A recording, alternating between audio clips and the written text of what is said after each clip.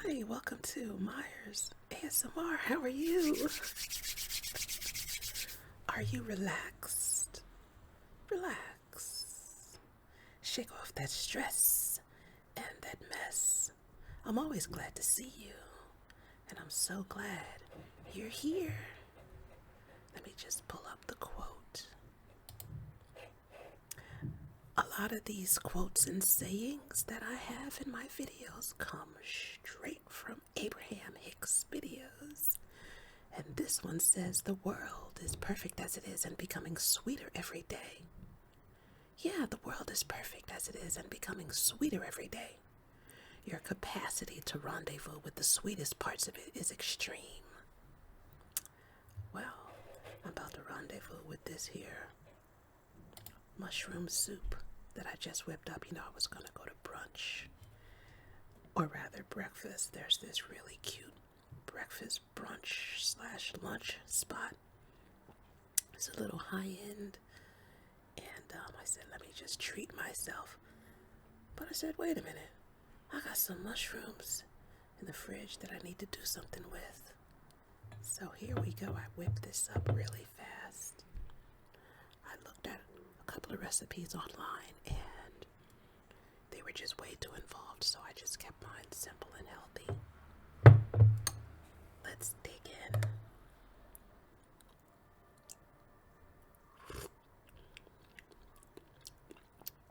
That is delicious.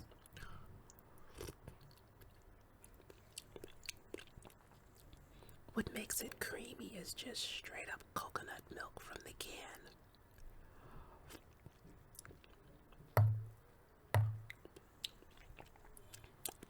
And a little soy powder and water. So, I just used what I had. I didn't have any beef stock or chicken stock. And I was not about to add some flour to it.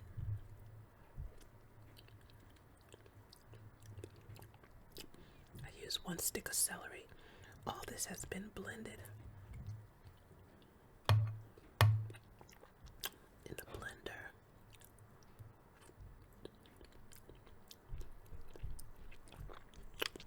That coconut milk taste is strong. You gotta love it.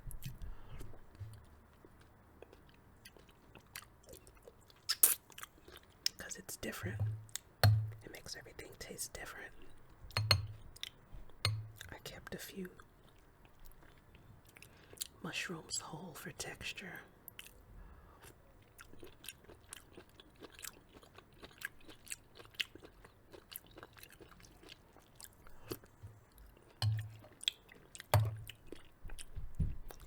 This is great.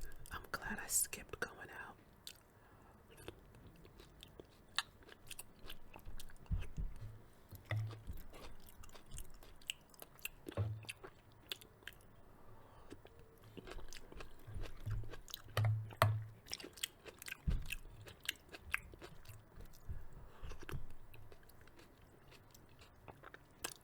It's so different.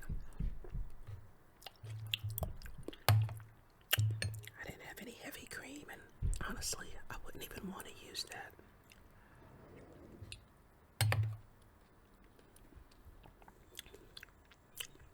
You could probably add potatoes to it and make it heartier.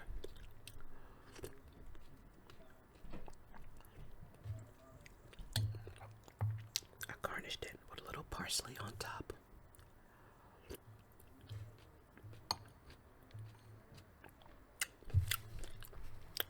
Wow. That's amazing. I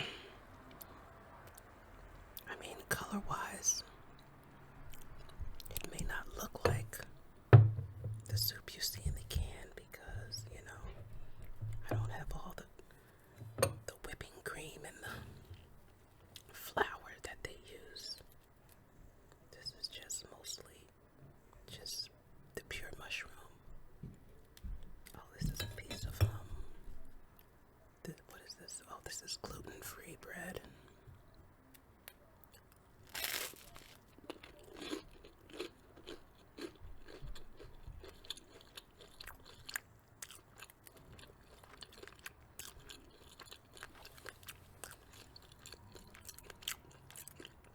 Don't you just love toast?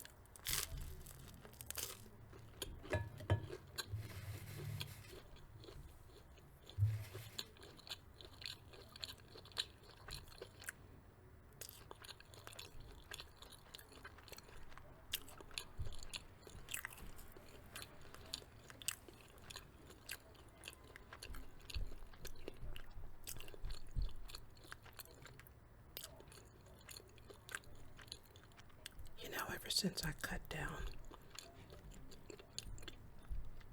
on grains, breads, and whatnot, I feel a difference in my gut. I feel less bloated, and my stomach hurts less.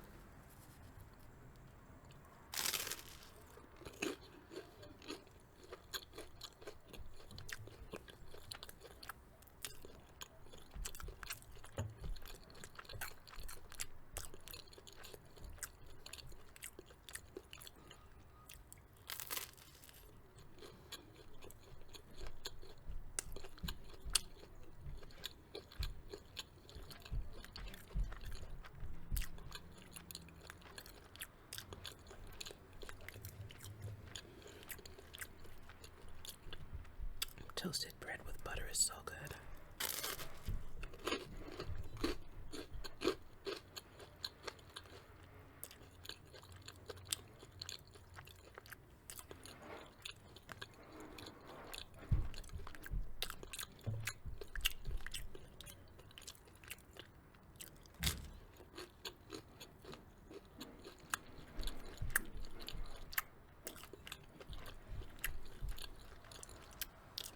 Put a little rosemary, garlic powder. Oh, I forgot to top it with black pepper. That's what I meant to do.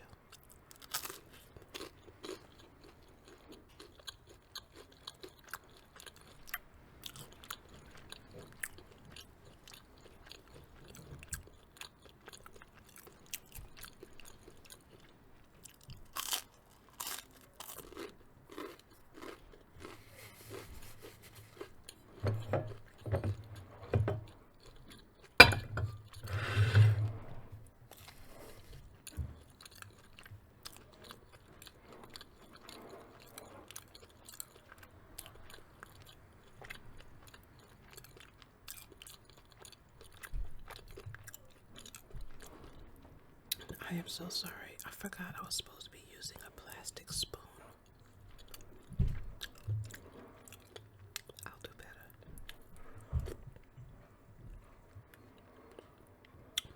Hopefully I haven't been clanking the spoon too much.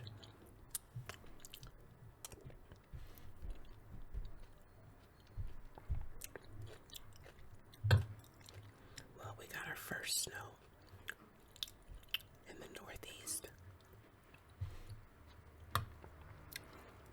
I don't really call it like snow. It's just a little dusting.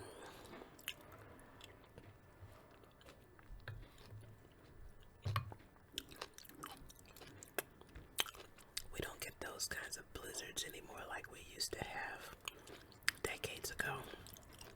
Like in the 70s and 80s, it was ridiculous, and then you had to still go to school.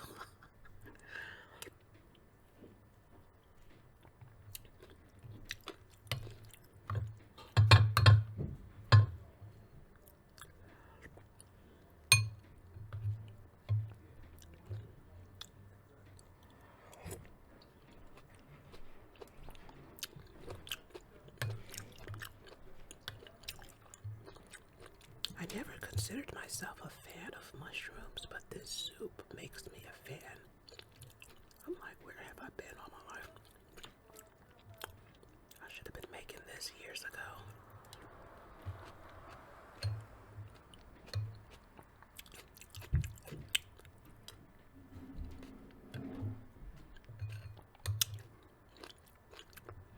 This is absolutely delicious. And it was so cheap and easy to make.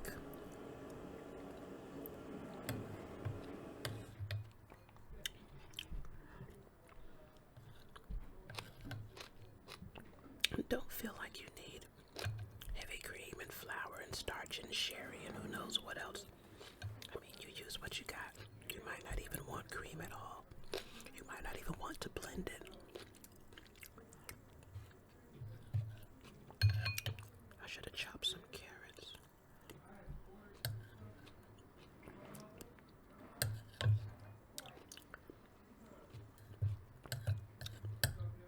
I'm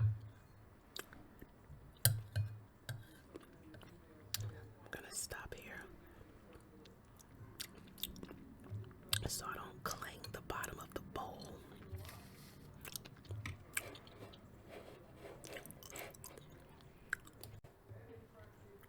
I bought a big bag of chamomile flowers and made some chamomile tea.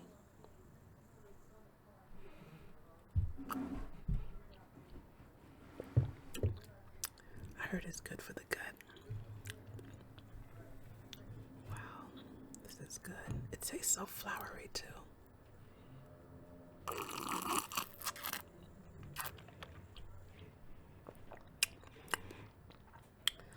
Wow, this is strong. I might have put too many.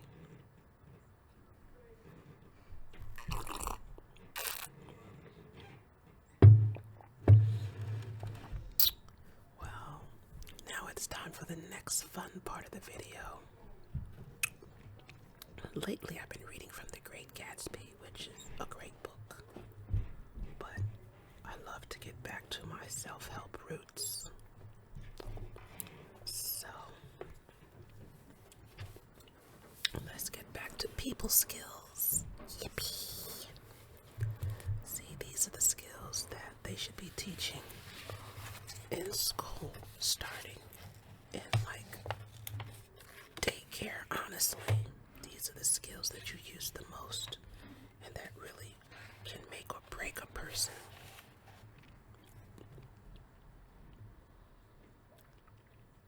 Okay, this chapter is called Listening is More Than Merely Hearing. This section is called Attentive Silence. Through the years, I have returned again and again to these words of Eugene Herrigal that describe why silence can be such a powerful force for a person whose emotions are intense.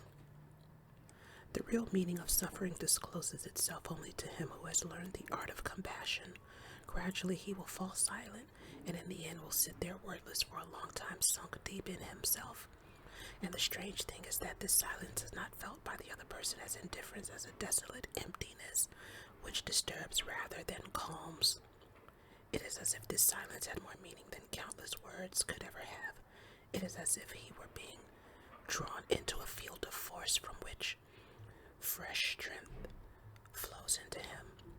He feels suffused with a strange confidence, and it may be that in these hours the resolve will be born to set out on the path that turns a wretched existence into a life of happiness. Silence can be a balm for sufferers. It is also important in moments of great joy. How beautiful are the silences of intimacy. Thomas Carlyle and Ralph Waldo Emerson sat together for hours one night in utter silence until one rose to go and said, "We've had a grand evening."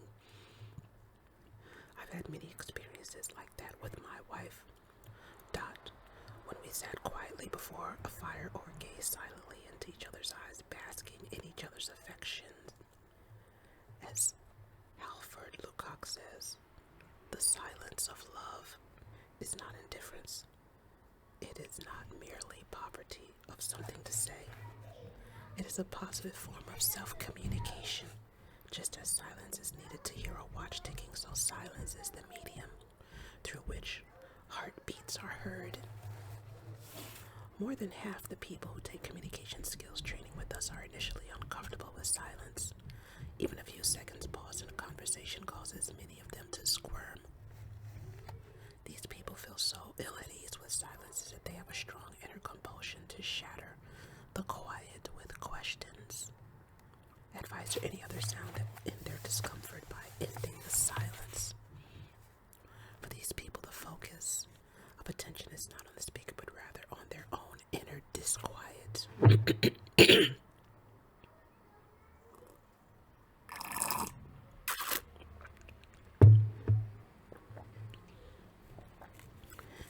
character in Samuel Beckett's Waiting for Godot who said, "Let us try to converse calmly since we are incapable of keeping silent." Fortunately, most people can increase their comfort with silence in a relatively short period of time. When people find out what to do in silence, they become far less uptight in the verbal lulls that are so important to vital communication. During the pauses in an interaction, a good listener does the following: attends to the other. His body posture demonstrates that he is really there for the other person. Observes the other. He sees that the speaker's eyes, facial expressions, posture, and gestures are all communicating. When you are not distracted by the other's words, you may hear his body language more clearly. Thinks about what the other is communicating. He ponders what the other has said. He wonders what the speaker is feeling. He considers the variety of responses he might make, then he selects the one that he thinks will be most facilitative. When he is busy doing these things, the listener does not have time to become anxious about the silence. Some people are helped in their quest for comfort with silences by realizing that when the other person is conversing about a pressing need, the focus of attention is on him, not on the listener. If he does not want to talk further, that's his prerogative. Why should it bother a listener if the speaker doesn't want to continue the conversation? Many people believe that once a problem has been stated, it should be solved in one sitting. Human behavior simply isn't that neat and efficient.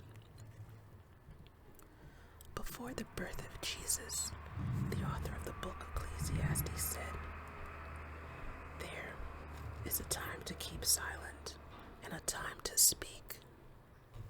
The effective listener can do both. Some people sit quietly during a whole conversation, pushing the other into a monologue. Excessive silence can be as undesirable as no silence. To sit mute like a monologue does not constitute effective listening. It is rarely possible to listen effectively for a long time without making some kind of verbal response. Soon the mind of such an unresponsive listener dulls. His eyes become glazed, and it becomes obvious to the speaker that the listener is not with him. Silence, when overdone, is not golden. It is then merely a lack of response to the person with needs.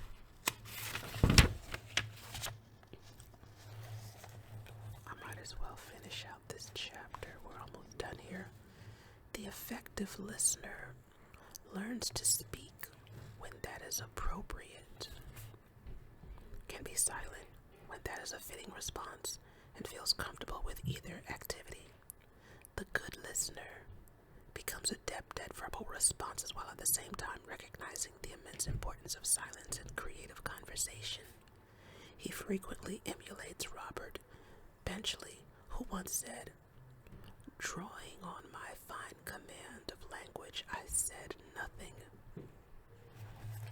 In summary, listening is a combination of hearing what another person says and involvement with the person who is talking.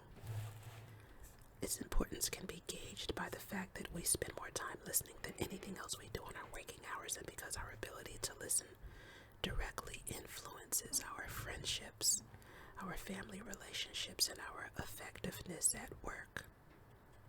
For ease of learning, this book treats listening in 3 skill clusters: attending skills, following skills, and reflecting skills.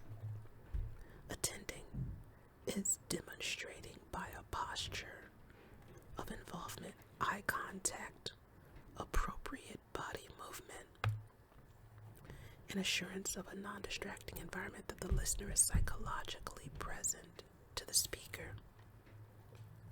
The skills of using door openers, minimal encouragers, open questions, and attentive silence enable the listener to keep the focus on the speaker's communication.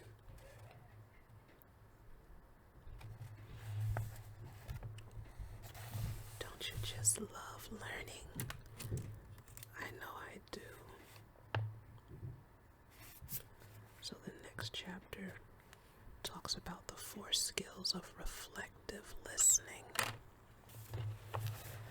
You know, let me tell you something. I work in criminal court. And yeah. I see some stuff. I hear some stuff. And I see people going to prison for a long time. And I cannot help but conclude that a lot of things could have been resolved with just not even good people skills, but just people skills, period. Decent people skills. You know, listening skills. That's why I read and focus on these self-help and self-improvement types of readings so much, because there's a lot that can be resolved and skirted simply with listening, knowing how to talk to people, just interpersonal skills, people skills, and relations. A lot of stuff you can head off, get out ahead of it, avoid, evade, prevent, understand another person, communicate effectively. And things really just didn't have to go a certain way. Things don't have to go downhill and devolve into crime. But I know it's a lot easier for me to say that right here, right now. I don't know where a person's been, what they were faced with. I don't know the history between people. But I still feel like no matter what, people skills can really solve a lot of problems. Anyways, hey, let me get back to the quote. The world is perfect as it is and becoming sweeter every day. The world is perfect as it is and becoming sweeter every day. Your capacity to rendezvous with the sweetest parts of it is extreme. Hey, if you like what I'm doing here, like and subscribe. Donate to the cause. Catch me in the next video, and may you